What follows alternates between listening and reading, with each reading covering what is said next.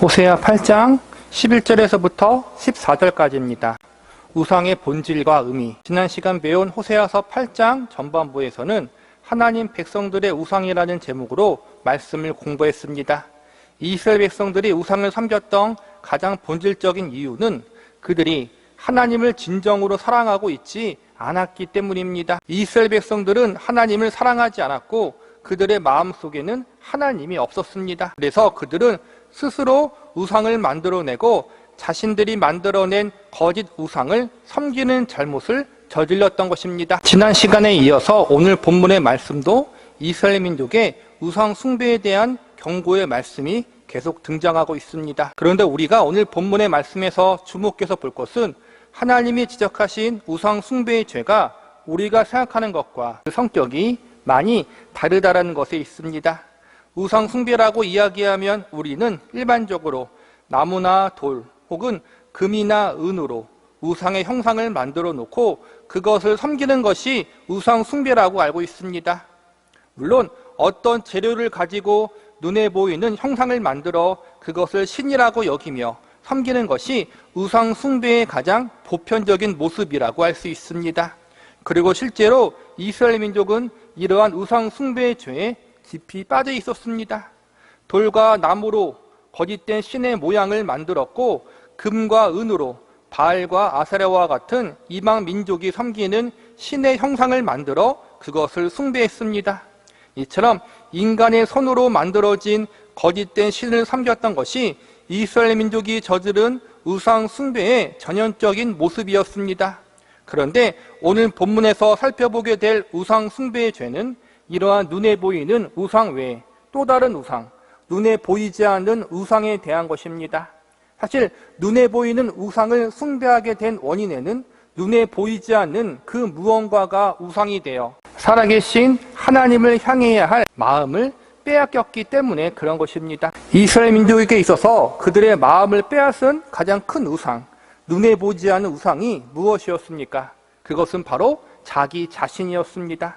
즉 이스라엘 백성들의 가장 큰 우상의 죄는 하나님보다 자기 자신을 더 사랑한 죄였던 것입니다. 하나님보다 자기 자신을 더 사랑했다는 말은 하나님이 그들 인생의 중심이 되는 삶을 사는 것이 아니라 그들 자신이 인생의 중심이 되는 삶을 살았다는 것입니다. 하나님께 영광을 돌리고 그분을 기뻐하는 인생을 살아가는 것이 아니라 자기 자신에게 영광을 돌리는 삶, 자기 자신을 기쁘게 하기 위하여 인생을 살아가는 그러한 삶을 산 것이 이스라엘 민족이 저지른 가장 큰 우상 숭배의 원인이요 죄였던 것입니다. 오늘 본문의 말씀은 이처럼 자기 자신을 우상처럼 여기며 살았던 이스라엘 민족의 죄가 어떠했는지에 대해서 자세히 고발하고 있는 내용이 기록되어 있습니다. 오늘 본문을 보면 그들 자신을 우상처럼 여기며 살았던 대표적인 죄의 모습이 소개되어 있습니다. 제일 먼저는 그들 스스로를 위하여 제단을 많이 만드는 죄악의 모습이 소개되어 있고 그 다음은 하나님의 율법을 이상하게 여긴 죄의 모습이 소개되어 있습니다. 그리고 마지막으로 자기를 지으신 이를 잊어버린 죄가 나와 있습니다. 우리는 오늘 이 세 가지 죄의 모습에 대해서 살펴보면서 이스라엘 민족이 어떻게 스스로를 우상으로 여기며 살았는지 알아보도록 하겠습니다.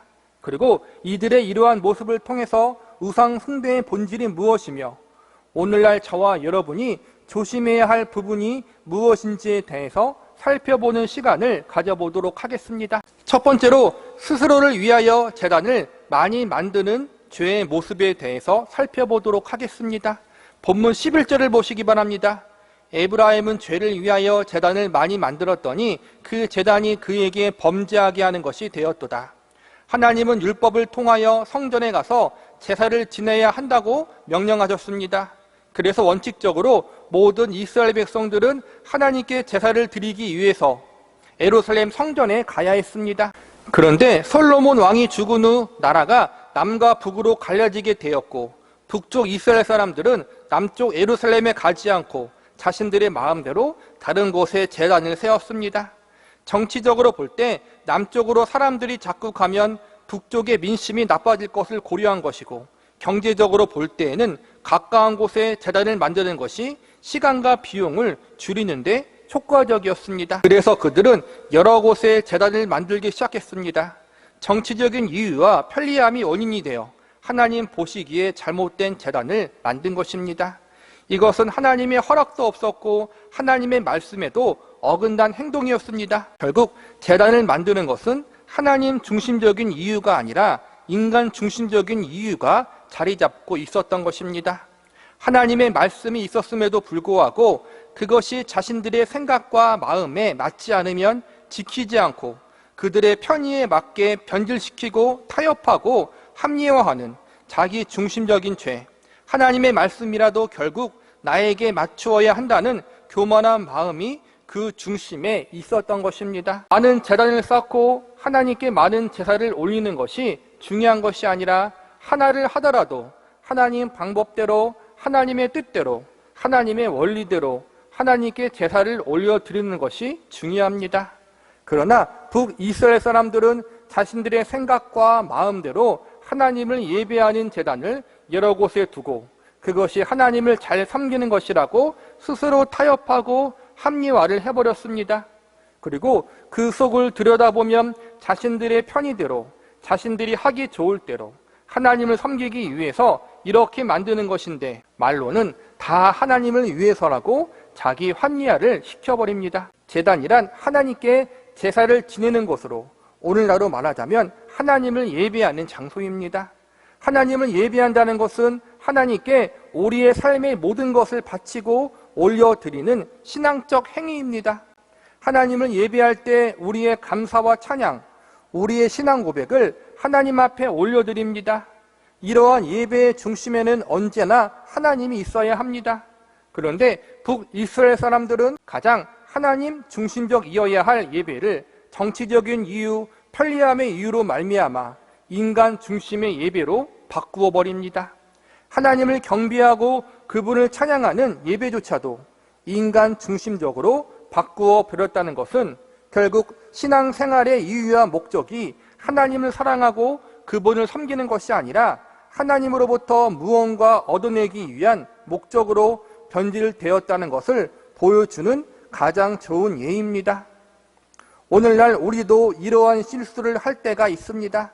신앙생활이 하나님 중심적이기보다는 내 중심적일 때가 너무나도 많이 있습니다. 하나님을 경배하고 그분께 영광 돌리기보다는 그저 나의 마음의 평안을 위해서, 나의 육신의 성공을 위해서 신앙생활을 하는 경우들이 너무나도 많이 있습니다. 정말로 하나님이 나의 창조주이시며 왕이신지 아니면 하나님이 나를 섬기는 종인지 구분이 안 갈 때가 너무나도 많이 있습니다. 하나님을 위한다고 하지만 사실은 나의 안위를 위해서 하나님을 이용해 먹는 모습이 바로 북이스라엘 백성들의 모습이었고 우리가 너무나도 자주 빠지는 잘못임을 기억해야 합니다. 신앙생활은 내가 중심이 아니라 하나님이 중심입니다. 하나님이 중심이 되면 자연스럽게 사람이 유익하게 되고 그 안에서 참된 만족과 평안을 얻을 수 있습니다. 그러나 순서가 바뀌어 사람이 중심이 되면 그 순간부터 우리는 인간이라는, 나 자신이라는 우상을 섬기는 거짓 종교에 빠져버리게 됩니다. 우리의 신앙생활, 우리의 예배생활, 이 모든 것이 하나님 중심적인가, 내 중심적인가, 우리는 이 질문 앞에 나는 어떠했는지 진지하게 고민해 봐야 합니다. 두 번째로 하나님의 율법을 이상하게 여긴 죄의 모습에 대해서 살펴보도록 하겠습니다. 본문 12절을 보시기 바랍니다. 내가 그를 위하여 내 율법을 망가지로 기록하였으나 그들은 이상한 것으로 여기도다. 여기서 보면 하나님이 이스라엘 백성들을 위해서 하나님의 율법을 망가지로 기록했다고 나와 있습니다. 망가지라는 말은 상징적으로 부족함이 없다는 의미를 갖고 있습니다. 그러니까 이스라엘 백성들이 하나님의 뜻 안에서 행복하게 살아갈 수 있도록 구체적인 방법들을 율법에 기록해 놓으셨습니다. 쉽게 설명하자면 율법을 통해서 하나님을 어떻게 섬기고 예배할 것인지, 하나님 앞에 어떻게 살아야 합당한 것인지를 다 알려주셨다는 것입니다. 하나님의 백성들이 어떻게 생활해야 행복하고 평안하게 살아갈 수 있는지, 무엇이 하나님이 기뻐하신 뜻인지, 무엇이 죄이고 하나님이 미워하시는 행동인지 이러한 것들에 대해서 하나님이 부족함 없이 다 알아들을 수 있도록 율법을 통해서 알려주셨다는 것입니다. 그런데 이스라엘 백성들은 하나님이 쉽게 알아듣고 순종할 수 있도록 분명하게 알려주셨는데 그럼에도 불구하고 하나님의 말씀과 상관없이 자기 생각대로, 자기 방식대로, 자기 편리대로 하나님을 섬기는 죄를 범했습니다. 많은 제단을 만드는 것은 결국 하나님 중심이 아니라 인간 중심의 신앙생활을 하는 것의 대표라고 배웠습니다.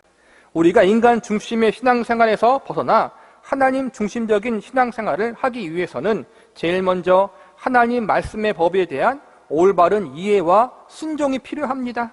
즉 하나님 중심이란 것은 하나님 말씀 중심과도 같은 말이기 때문입니다. 그런데 이스라엘 백성들은 하나님의 말씀을 자기들의 편의대로, 자기들의 마음대로 변질시키고 왜곡시켜 버립니다. 자신들의 입맛에 맞게 바꾸어서 잘못 적용시켜 버립니다.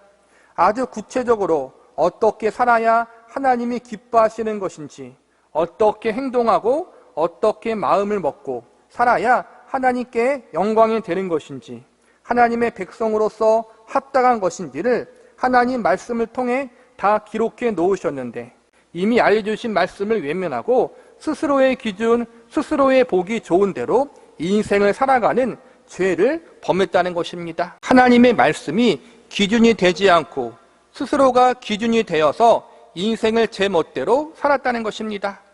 이 역시 자기 자신이 하나님의 말씀의 법 위에 있다는 생각을 한 것입니다. 아무리 하나님의 말씀이라고 해도 불편하고 지키기 어려우면 쉽게 버리려는 그들의 악한 모습을 고발하고 있는 것입니다. 이들의 범죄는 하나님과 그분의 말씀도 결국 나한테 맞추어져야 한다는 태도를 취하고 있는 것입니다. 내가 하나님께 맞추고 내가 하나님의 말씀 앞에 순종하고 복종하는 것이 아니라 하나님도 나한테 맞추어야 한다는 교만한 마음이 그 중심에 있었던 것입니다. 율법, 하나님의 말씀의 법이 절대적 기준과 권위가 아니라 나 스스로가 인생의 법이 되고 내 마음, 내 뜻, 내 생각이 내 인생의 나침반과 기준이 되어버리는 실수, 이것은 결국 스스로가 주인 되어 인생을 살겠다는 반역의 죄입니다. 우리 역시 하나님의 말씀, 성경 말씀이 있음에도 불구하고 그 말씀을 내 마음대로, 자의대로, 생각대로, 편리대로 바꾸어 변절시켜 적용해 버리는 잘못을 범하고 있지 않습니까? 만약 그렇다면 우리 또한 하나님의 말씀을 이상하게 여기는 죄에 빠져 있는 것입니다. 내 생각에는 이렇다. 내 기준은 이게 맞다. 이것은 인류 최초의 조상인 아담이 저질렀던 죄와 동일한 것입니다. 선악을 알게 하는 나무의 열매를 먹음으로 선악의 기준, 순종의 기준, 최종적 권위의 기준이 자기 자신이 되어버렸던 것처럼 인생의 목적과 의미의 중심이 하나님이 아닌 내가 되어버린 것, 이것이 결국 아담이 저질렀던 범죄였던 것입니다. 하나님의 말씀이 틀리고 내 생각, 내 의견이 더 정확하다. 이는 결국 내가 하나님이 되고 내가 내 인생의 주인이 되는 죄, 나 스스로를 우상으로 여기며 살아가는 죄와 같은 것입니다. 동시에 오늘날 많은 그리스도인들이 범하고 있는 잘못 중 하나는 이미 하나님으로부터 온 말씀과 뜻도 아닌데 자기 자신의 생각과 감동을 성령님의 감동이라고 착각하는 경우들이 많다는 것입니다. 기록된 성경 말씀보다 자신들의 마음의 감동을 더욱 우선시하며 그것이 성령님의 뜻이라고 여기는 모습, 이건 역시 북이스라엘 사람들이 저질렀던 잘못과 동일한 잘못이며 곧 우상 숭배와 같은 것입니다. 우리 역시 하나님의 말씀, 하나님의 법을 내 마음대로 해석하고 적용함으로 스스로가 하나님이 되어버리는 자리에 서 있는 우상 숭배를 하고 있지는 않은가 점검할 수 있기를 바랍니다. 세 번째로 자기를 지으신 이를 잊어버리는 죄의 모습에 대해서 살펴보겠습니다. 본문 14절을 보시기 바랍니다. 이스라엘은 자기를 지으신 이를 잊어버리고 왕궁을 세웠으며 유다는 견고한 성읍을 많이 쌓았으나 내가 그 성읍들에 불을 보내어 그 성들을 삼키게 하리라. 첫 번째, 두 번째 언급한 죄의 모습의 결론이라고 할 수 있습니다. 누가 창조주이시고 누가 피조물인지, 누가 주인이고 청지기인지 모르고 살아가고 있다는 것입니다. 하나님이 왕이고 주인이고 창조주이신데 이스라엘 백성들이 하는 모습들을 보니 마치 그들이 왕이고 주인처럼 행세합니다. 하나님은 그저 그들을 옆에서 도와주는 존재로만 보고 있던 것입니다. 입술로는 하나님을 찾고 겉으로는 하나님을 섬기는 것처럼 보였지만 그 실상을 들여다보면 하나님이 이스라엘 백성들을 섬기는 것처럼 보입니다. 하나님과 그분 말씀이 중심이 되지 않고 인간과 그들의 생각이 중심이 되어 인생을 살아가고 심지어 하나님을 그러한 방법으로 섬겨버립니다. 14절에 왕궁과 견고한 성읍을 세웠다는 것은 인간이 스스로를 지키고 구원할 수 있다는 교만한 생각에 근거한 행동들이었습니다. 하나님을 의지함으로 국방력을 튼튼히 하는 것은 옳은 것입니다. 그러나 그들은 하나님이 아니라 세상과 자기 자신을 의지하는 것이 우선순위였습니다. 하나님이 위험으로부터 자신들을 건져주시고 구원해 주시는 것이 아니라 하나님이 없어도 자기 자신들이 스스로 구원할 수 있다는 교만한 마음으로 인생을 살아가고 있음을 하나님이 지적하고 있는 것입니다. 하나님은 그저 옆에서 도와만 주는 보조자로만 여긴 것입니다.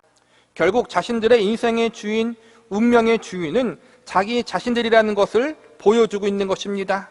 그러나 하나님께서 그것을 어떻게 하시겠다고 하십니까?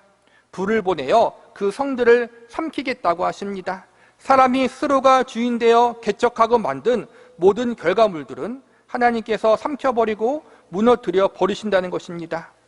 지금도 많은 사람들이 세상을 의지하고 자기 자신을 의지하려고 합니다. 하지만 하나님이 그들의 인생의 운명의 주인이 되지 않으신다면, 하나님이 그들의 삶을 주관해 주지 않으신다면 다른 무엇도 그 어떠한 것도 헛되고 헛된 것일 수밖에 없습니다. 이 경고의 말씀은 궁극적으로 우리 자신이 어떠한 존재인지를 잊지 말라는 것입니다. 우리는 피조물이고 하나님의 청지기들입니다. 하나님이 창조주이시고 우리의 주인이십니다. 그런데 우리가 그것을 모르고 주인 행세를 한다면 우리는 크게 낭패를 볼 수밖에 없습니다. 하나님이 우리의 창조주라는 사실, 그분이 우리의 왕이요 주인이라는 사실을 절대로 잊지 마시기 바랍니다. 우리는 하나님이 우리의 창조주라는 사실을 기억해야 합니다. 하나님을 기억한다는 것은 하나님 중심대로, 하나님 말씀대로 사는 것을 의미합니다. 구체적으로 하나님 말씀 앞에 순종의 삶을 사는 것입니다. 그것이 하나님을 기억하는 삶입니다. 하나님을 기억하는 것은 말씀을 머리로만 아는 것으로 끝나지 않고 그 말씀을 삶으로 받아들이는 것에서 시작이 됩니다. 하나님에 대한 지적 지식은 이스라엘 민족의 머릿속에 있었습니다. 그러나 그들의 삶의 현장은 하나님을 떠나 있었습니다. 스스로가 인생의 주인이 되어 하나님을 이용하고 자기 자신이 인생의 최종 결정권자의 자리에 서 있는 그러한 죄악을 저질렀습니다. 스스로가 하나님이 되어 그것 때문에 하나님의 심판을 피할 수 없었던 이스라엘 백성들의 죄의 모습, 우리에게 이런 비극이 있지 않기를 바랍니다. 말씀을 정리하겠습니다. 본문 13절을 보시기 바랍니다. 그들이 내게 고기를 제물로 드리고 먹을지라도 여호와는 그것을 기뻐하지 아니하고 이제 그들의 죄악을 기억하여 그 죄를 벌하리니 그들은 애굽으로 다시 가리라. 이 우상 숭배의 죄가 불신자들을 향한 경고의 말씀이 아니라 믿는 자들을 향한 경고의 말씀이라는 것입니다. 하나님께 제사를 지내고 번제물을 올려드리는 믿는 백성이 저지르고 있는 죄라고 이야기하고 있는 것입니다.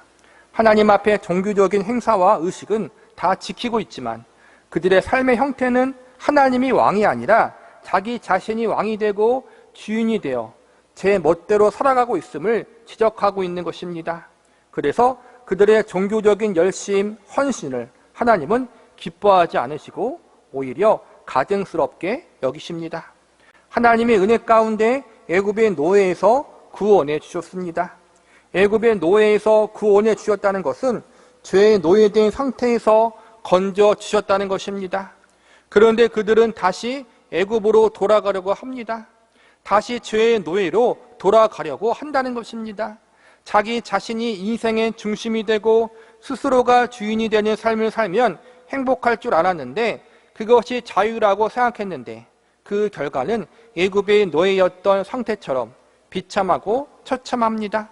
죄의 노예가 되어 인생을 허무하고 방탕하게 살아가고 육신적, 정신적인 고통을 받아 괴로운 인생을 살아가게 됩니다. 사탄과 사단은 우리에게 거짓 유혹을 전달합니다. 너 스스로 너의 주인이 되어라. 아무에게도 얽매이지 말고 인생을 자유롭게 살아라. 그렇게 살라고 아담을 유혹했고 이스라엘 민족을 미혹했습니다. 그리고 그들은 그 거짓에 속아 죄의 노예가 되어버렸습니다. 참된 자유와 평안이 하나님 안에 있었는데 그들은 그것을 온전히 깨닫지 못하고 죄악이 주는 달콤한 유혹에 속아 넘어가 버린 것입니다. 우상의 본질은 하나님이 아닌 내가 중심이 되는 것입니다.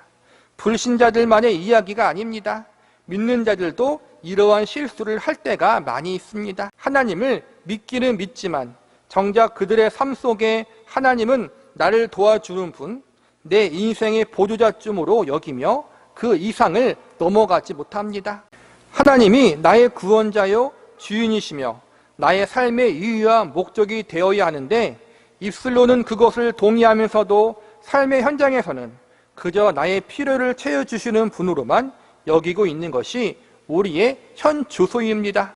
이스라엘 민족이 범한 우상 숭배의 죄의 이면에는 하나님 중심이 아닌 자기 자신이 중심이 되겠다는 죄악된 마음이 먼저 자리 잡았다는 사실을 우리는 알고 있어야 합니다. 사람을 죽이고 도둑질하고 남을 속이고 간음하고 도박하는 것만이 죄가 아닙니다. 성경이 가르치는 죄란 본질적으로 나 스스로가 중심이 되어 인생을 살아가는 것입니다. 사실 모든 죄가 시작되는 출발점에는 언제나 하나님이 그들 마음에 중심에 없었기에 벌어지는 일입니다.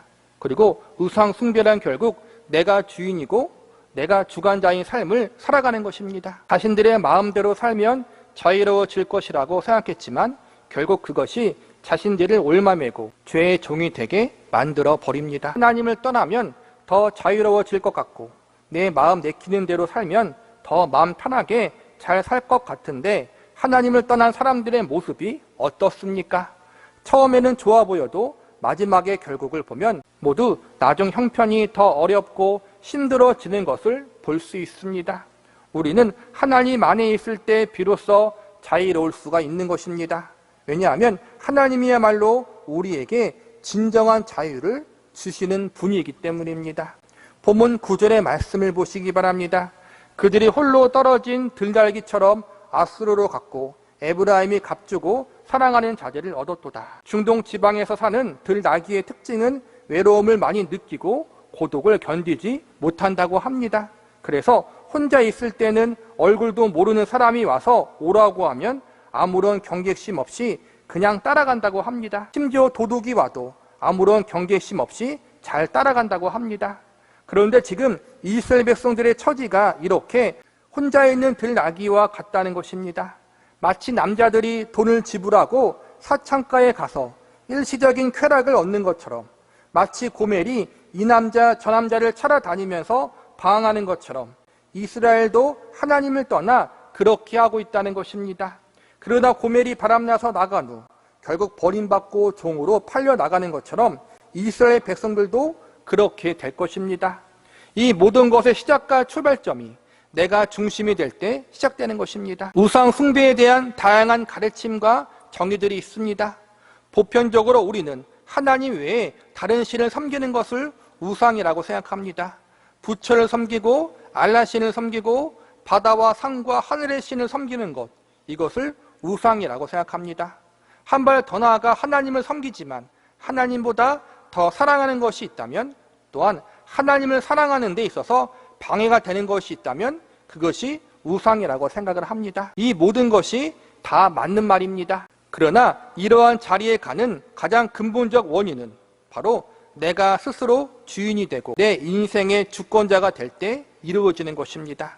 즉 우상 숭배의 본질은 인생의 중심이 내가 되고 삶의 주인이 내가 될 때 자연스럽게 시작되는 것입니다. 이러한 우상 숭배가 오늘날 우리들의 삶 가운데 존재하고 있지는 않습니까? 호세아 선지서가 기록될 당시 널리 퍼져 있던 죄악, 이 우상 숭배의 죄악이 오늘날 우리들의 살아가는 시대에도 똑같이 범해질 수 있다는 사실을 기억하면서 조심하시기 바랍니다. 우리는 이제부터 하나님 중심, 말씀 중심의 신앙생활을 해야 합니다. 그리고 무엇보다 하나님이 우리의 창조자요 구원자이시며 주인이란 사실을 절대로 잊지 말아야 합니다. 하나님 외에 다른 것이 우리의 중심이 되고 기준이 되는 그러한 삶을 거부하시기 바랍니다. 하나님이 주인 되신 인생과 하나님의 말씀이 우리 삶의 기준이 되는 인생을 소망하고 갈망함으로 하나님이 우리의 유일한 하나님이 될 수 있는 그러한 삶을 살아갈 수 있기를 간절히 기도합니다.